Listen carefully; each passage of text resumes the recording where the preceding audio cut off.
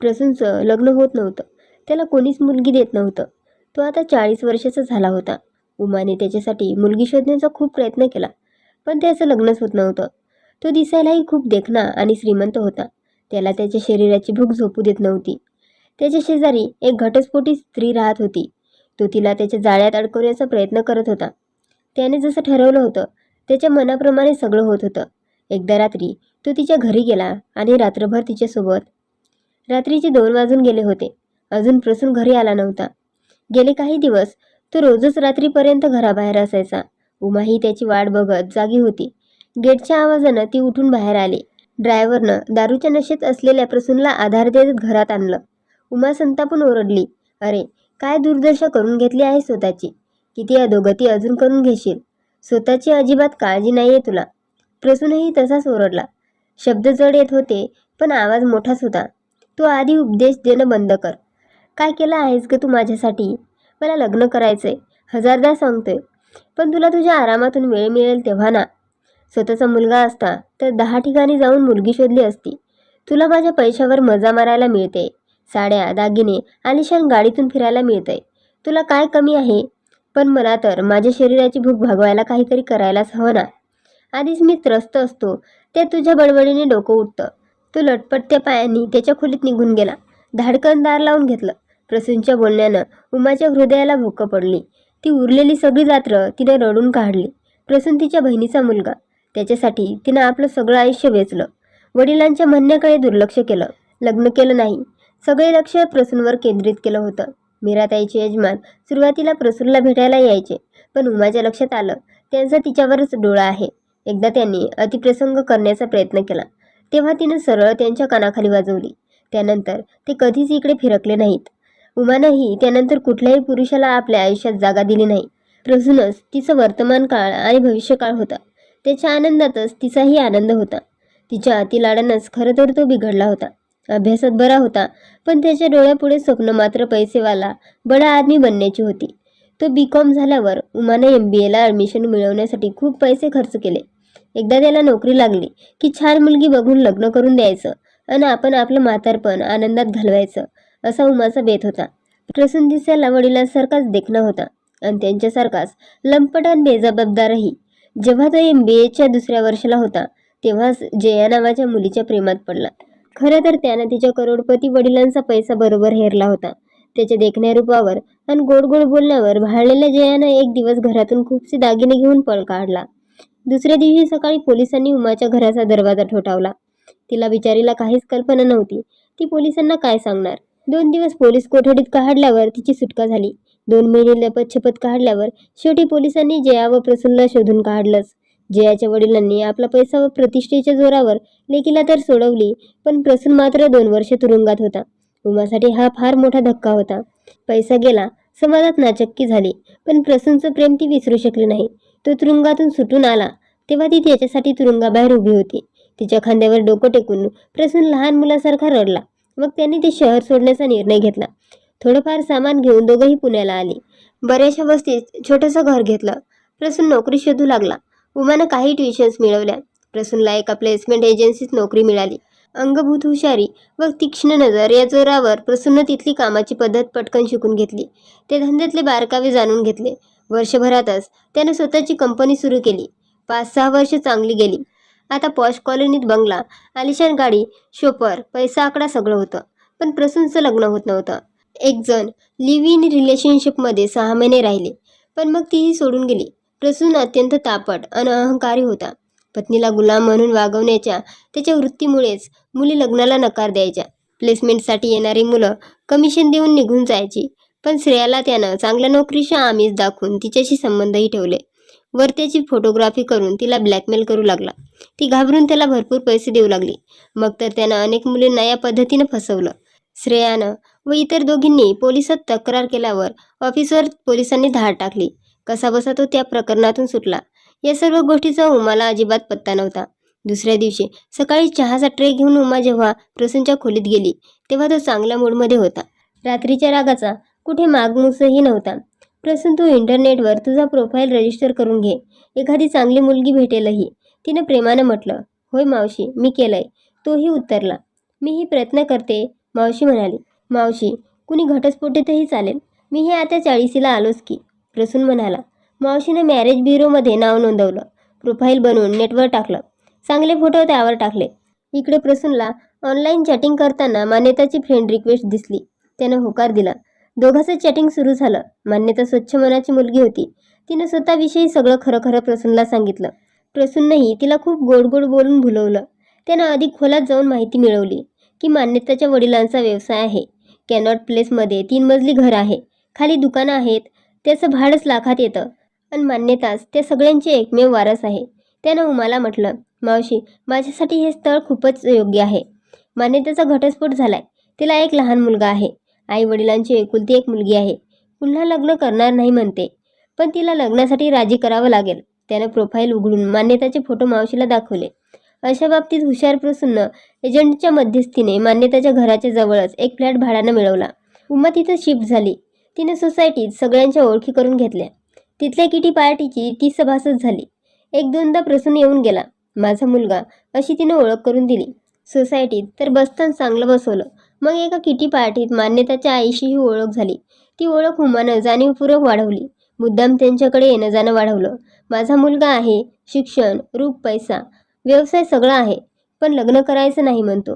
तरुण वयात पुन्हा मुलीच्या प्रेमात होता. तिनं विश्वासघात केला. प्रेमभंगाचं दुःख अजून पचवता आलेलं नाहीये. मध्यंतरी यावरूनच आमचा वाद झाला. त्यांच्या रागावर मी इथं येऊन राहिले, असं उमानं त्यांना सांगितलं.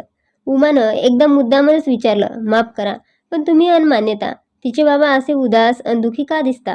मान्यताच्या आईला निशाला एकदम रडू फुटलं. काय सांगू ताई तुम्हाला? अहो, इतक्या थाटामाटात आम्ही मान्यताचं लग्न करून दिलं होतं. श्रीमंत कुटुंबातला एकुलता एक मुलगा. पण वर्षभरही आमची पोरगी राहू शकली नाही. त्या मुलाचे दुसऱ्या एका स्त्रीशी संबंध होते. हे असं कोणती पत्नी सहन करेल? मान्यतानं नवऱ्याला प्रेमानं खूप समजावलं, पण तो ऐकत नव्हता. आम्ही दोघांनीही जावयाची समजूत घातली. मुलीचा संसार उधळू नये असंच आम्हालाही वाटत होतं. पण त्यानं जणू न सुधारण्याची शपथच घेतली होती. त्यात एक दिवस त्यानं मान्यताला मारहाण केली. त्यानंतर ती जी इथं आली ती परत गेलीच नाही. त्यावेळी ती 5 महिन्याची गरोदर होती. तिच्या सासू-सासऱ्यांना मुलाचं प्रकरण माहीत होतं. पण चांगली सून घरात आली की तो बदलेल या आशेवर त्यांनी लेकाचं लग्न केलं होतं. त्यांनी हात जोडून क्षमा मागितली. आम्ही दिलेलं सर्व सामान, दागिने, कपडे सगळं परत केलं. 1 कोटी रुपयांची FD मान्यताच्या नावी केली. पण त्या पैशाचं सुखसमाधान कसं मिळणार? आमचं तर आयुष्यच अंधकारमय झालंय. तिच्या लहानग्या आयुष्यामुळेच आमच्या आयुष्यात थोडाफार आनंद आहे. मान्यता तर अजूनही त्या धक्क्यातून सावरली नाहीये. लग्न करायला नाहीच म्हणते. तिच्या बाबांनी तिला विरंगुळा म्हणून शाळेत नोकरी लावून दिली आहे. आता उमानं लहानग्या आयुष्यावर लक्ष केंद्रित केलं. ती त्याला कधी बागेत न्यायची, कधी होमवर्क करून घ्यायची, कधी गाणी गोष्टी सांगायची. प्रसून दिल्लीला आलेला असताना मुद्दाम उमानं निशा आणि मदनला मान्यताच्या बाबांना घरी चहाला बोलावलं. त्याचं देखणं रूप, त्याची मर्यादेशीर वागणूक व हसरा आनंदी स्वभाव बघून दोघांनाही तो खूप आवडला. पण आपली मुलगी घटस्फोटीत आहे या प्रथम वराला कसं विचारावं या विचारानंच ते गप्प बसले. प्रसून आणि उमानं ठरवलेल्या योजनेप्रमाणे सगळं चाललेलं होतं. आता त्यांनी मान्यतावर लक्ष केंद्रित केलं. आता प्रसून पुन्हा पुन्हा दिल्लीला येत होता. उमानं निशा व मदनला सांगितलं की प्रसूनला मान्यता आवडली आहे. तो तिच्याशी लग्न करायला तयार आहे. आयुषलाही तो आपला मुलगा मानायला तयार आहे. निशा व मदनला तर फारच आनंद झाला. प्रसूनही बराच वेळ आयुषबरोबर घालवायचा. येताना त्याच्यासाठी खाऊ व खेळणी आणायचा. त्याच्याबरोबर व्हिडिओ गेम्स खेळायचा. एक दिवस आयुषनं मान्यताला म्हटलं, मम्मा, प्रसून काका किती छान आहेत. मला आवडतात ते. मान्यतालाही प्रसूनविषयी आकर्षण वाटत होतं. त्याचं देखणं रूप आणि मोठमोठ्या गोष्टी, त्यामुळे तीही त्याच्यात गुंतत चालली होती. हळूहळू तो आयुष व मान्यताला आईस्क्रीम खायला नेऊ लागला. कधीतरी उमा, मान्यता आणि प्रसून सिनेमालाही गेले. आता तर उमानं उघडच बोलून दाखवलं की मान्यता व प्रसूनचं लग्न झालं तर किती छान होईल म्हणून. निशा व मदननं विचार केला की एकदा प्रसूनच्या एजन्सीविषयी माहिती काढावी. मदनलाही मुलगा आवडला होता. त्यांनी पुण्याला जाऊन यायचं ठरवलं. पण ही गोष्ट उमा आणि प्रसूनला कशी समजली कोण जाणे. प्रसून तर सरळ त्यांना एअरपोर्टला रिसीव्ह करायला पोहोचला. त्यांना आपलं ऑफिस दाखवलं. मोठा बंगला दाखवला. गाडीतून सगळीकडे फिरवलं. पंचतारांकित हॉटेलात त्यांना लंचला नेलं. इतर कुणाला त्यांच्याजवळ येऊ दिलं नाही. कुणाला त्यांना भेटू दिलं नाही. साध्या सरळ मदनला प्रसूनचं वैभवी आयुष्य खरंच वाटलं. आता त्यांना मान्यता व प्रसूनचं एकत्र असणं यात गैर वाटेना. दोघांच्या लग्नाचा बेत त्यांच्या मनात पक्का होता. लबाड प्रसूननं मान्यताच्या वाढदिवसाला एका पार्टीचा कार्यक्रम ठरवला. मान्यतासाठी हे सरप्राईज होतं. त्या दिवशी उमानं तिला एक डिझायनर साडी भेट म्हणून दिली. मान्यताही मनापासून नटली. त्या साडीत ती खूपच छान दिसत होती. आई वडील आयुष त्यांच्याबरोबर ती जेव्हा हॉटेलात पोहोचली तेव्हा तिथं खूपच मोठी पार्टी बघून ती चकित झाली. प्रसूननं केवढा मोठा केक ऑर्डर केला होता. मान्यताला प्रसूनबद्दल आदर वाटला. त्यातच भर म्हणून तिच्या आईवडिलांनी यावेळीच मान्यता व प्रसूनच्या साखरपुड्याची अनाउन्समेंट केली. मदननं 2 हिऱ्यांच्या अंगठ्या प्रसून व मान्यताच्या हातात देऊन त्या एकमेकांना घालायला लावल्या. सगळ्या हॉलमध्ये टाळ्यांचा गजर झाला. मान्यताही खूप आनंदात होती. तिनं प्रसूनसोबत डान्सही केला. आता तर तिला सतत प्रसून जवळ असावं असं वाटायचं. त्याचं गोड गोड बोलणं, तिचं कौतुक करणं तिला फार आवडायचं. आयुषनं तर एक दिवस तिला म्हटलं, आता प्रसून काकांना बाबा म्हणणार आहे. शाळेत सगळ्या मुलांचे बाबा येतात, माझेच बाबा येत नाहीत. आता मी माझ्या मित्रांना दाखवेन की हे बघा माझे बाबा. लग्नाची खरेदी जोरात सुरू होती. आमंत्रण पत्रिकाही छापून झाल्या. अजून मान्यतानं तिच्या शाळेत तिच्या लग्नाबद्दल काहीच सांगितलं नव्हतं. तिच्या बोटातली हिऱ्यांची अंगठी बघून तिच्या सहकारी टीचर्सनं तिला छेडलं तरी तिनं त्यांना दाद दिली नव्हती. पण प्रिन्सिपल मॅडमनं एकदा तिला ऑफिसात बोलावून विचारलं, मान्यता लग्न ठरलंय म्हणे तुझं? मनापासून अभिनंदन. नवं आयुष्य सुरू करते आहेस, सुखात राहा. कुठे जाणार आहेस आता? पुणे, मान्यतानं सांगितलं. मला खरंच खूप आनंद झाला ऐकून. अगं तरुण वयात मीही फसवणुकीला सामोरे गेले आहे. विश्वासघाताचं दुःख मीही पचवलं आहे. पण अक्षयसारखा नवरा भेटला आणि त्याच्या प्रेमामुळे जीवनातील कडू विषारी अनुभव पचवून आता सुखाचा संसार करते आहे. होय मॅडम, प्रसूनही फार चांगले आहेत. आयुषवरही ते फार प्रेम करतात. त्यामुळेच मी लग्नाला तयार झाले. नाव काय सांगितलं तू? पुन्हा सांग बरं. प्रसून नाव आहे त्यांचं. पुण्यात प्लेसमेंट एजन्सी चालवतात. खूप छान व्यवसाय आहे. मॅडम जरा विचारात पडल्या. मग म्हणाल्या, साखरपुड्याचे फोटो असतील ना? मला बघायचा आहे तुझा नवरा. आता माझ्याकडे नाही आहेत फोटो, पण मी तुमच्या ईमेलवर पाठवते. खूपच देखणे आहेत ते. मॅडम ज्या त्या स्कूलच्या ऑनर होत्या. साखरपुड्याचे फोटो बघताच त्या दचकल्या. हो तोच प्रसून. त्याच्या म्हणण्यावरूनच तरुण अल्लड जया घरातले दागिने घेऊन पळाली होती.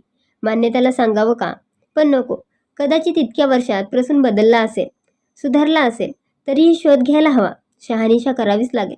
त्यांनी आपल्या एका वकील मित्राला फोन करून प्रसून व त्याची एजन्सी याची चौकशी करायला सांगितली. तो पुण्यातच राहत होता. दुसऱ्याच दिवशी त्या मित्रानं बातमी दिली, प्लेसमेंट एजन्सीच्या आड सेक्स रॅकेट चालवलं जातं. एजन्सीवर पोलिसांनी बरेचदा धाड घातली आहे. प्रसून अत्यंत नीच व बदनाम माणूस आहे. पोलिसही त्याला पकडण्यासाठी प्रयत्न करत आहेत. आता जयाचा संयम खात्रीत बदलला. हा तोच नराधम आहे. तिनं मान्यताला फोन करून ताबडतोब घरी बोलून घेतलं. मान्यता, आय एम सॉरी. बातमी वाईट आहे, पण तुझ्या भल्यासाठी सांगते. हा तोच प्रसून आहे ज्यानं मला दगा दिला होता. माझे दागिने लांबून त्यानं मला भिकेला लावलं होतं. सध्या तो प्लेसमेंट एजन्सीच्या नावाखाली सेक्स रॅकेट चालवतो. अनेक मुलींना त्यानं असंच फसवलं आहे. माझ्या मते तुझ्याशी लग्नही केवळ तुझ्या प्रॉपर्टीसाठीच करतोय तो. भयंकर लोभी माणूस आहे. एकटाच मान्यता रडायला लागली. मॅडम, माझ्या आयुष्यात सुखाचे दिवस येणारच नाहीत का? असं का घडतंय माझ्या आयुष्यात? मान्यता, धीर धर. आधी या नीच माणसाला पोलिसात देऊयात. त्याला कळणार नाही इतक्या पद्धतशीरपणे आपण प्लॅन करूया. मान्यतानं डोळे पुसले. होय मॅडम, याला अद्दल घडवलीच पाहिजे. उद्याच याला पोलिसांच्या हवाली करते. तुम्ही उद्या संध्याकाळी माझ्या घरी याल का? 5 वाजता. नक्की येते. 5 वाजता घरी येऊन मान्यतानं प्रसूनला फोन केला. प्रसून जरा येऊन जा. आई बाबा त्यांचं विल करतायत. तुझी गरज लागेल. विल करतायत? हे फारच छान आहे. मी उद्या येतो, प्रसून म्हणाला. प्रसून घरी आला. निशा व मदन त्याचं आतिथ्य करू लागले. त्यांना आदल्या दिवशी घडलेलं काहीच ठाऊक नव्हतं. प्रसूननं मान्यताला म्हटलं, आई बाबा तुला जे काही दागिने व कॅश लग्नात देत आहेत ते सगळं तू घे. नको नको म्हणू नकोस. आणि त्यांची विल केली म्हणालीस, ते कुठं आहे? त्याच्यानंतर तर सगळं आपल्यालाच मिळणार आहे ना. विल, दागिने, कॅश, त्यांच्यानंतर सगळं आपलं. ही भाषा निशा व मदन दोघांनाही खटकली. त्यांनी एकमेकाकडे बघितलं. प्रसून खिडकीपाशी उभं राहून मोबाईलवर बोलत होता. त्यावेळी निशानं म्हटलं, मला तर हा लोभी वाटतोय. कॅश आणि व्हीलच्या गोष्टी आता का बोलतोय? आधीच आपल्याकडून धंदा वाढवायचा म्हणून 20 लाखांचा चेक घेतलाय. मान्यतालाही हे कळलं तर ती लग्नाला नकार देईल. मलाही आज त्याचं वागणं संशयास्पद वाटतंय. पैशासाठी आमचा खूनही करेल हा, मदन म्हणाले. तेवढ्या जया आल्याचा निरोप वॉचमननं दिला. तो जयाला मान्यताच्या दाराशी सोडून गेला. प्रसूननं जयाला प्रथम ओळखलं नाही. मान्यतानं मुद्दाम ओळख करून दिली. मॅडम जया, हे माझे होणारे पती प्रसून. जयानं दरडावून म्हटलं, अजून किती जणींना फसवून पैसा गोळा करणार आहेस प्रसून? तुझ्या पापाचा घडा भरलाय. पुण्याहून तुझ्याबद्दलची सगळी माहिती मला मिळाली आहे. ती मी दिल्ली पोलिसांना दिली आहे. हे ऐकून बाबांना तर घेरीच आली. आई ही धाय मोकलून रडू लागली. मावशी रडू नका. तुमची मुलगी एका नरपिशाच्याच्या तावडीतून सुटली म्हणून आनंद माना. जयानं त्यांना समजावलं. प्रसून पळून जायला बघत होता. तेवढ्यात सिक्युरिटीवाल्यांनी त्याला घेरलं. उमा पण तिथं आलेली होती. ती म्हणाली, याला क्षमा करा. आम्ही इथून निघून जातो. मी हात जोडते. प्रसून तिच्यावर ओरडला, गप्प बैस. तू माझ्यासाठी काय केलं आहे? फक्त सतत म्हणायची लग्न कर लग्न कर.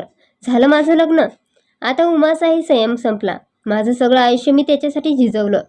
तरी त्याचं म्हणणं मी त्याच्यासाठी काहीच केलं नाही. आता तर मीच पोलिसांना सांगेल याचे सगळे प्रताप. कोर्टात त्याच्या विरुद्ध मी साक्षी देईन, ती म्हणाली. पोलीस प्रसूनला घेऊन गेले. तर मित्रांनो, कशी वाटली आजची कथा? आवडली असेल तर प्लीज लाईक आणि शेअर करा. अशाच नवनवीन कथा ऐकण्यासाठी माझ्या चॅनलला सबस्क्राईब करा. धन्यवाद.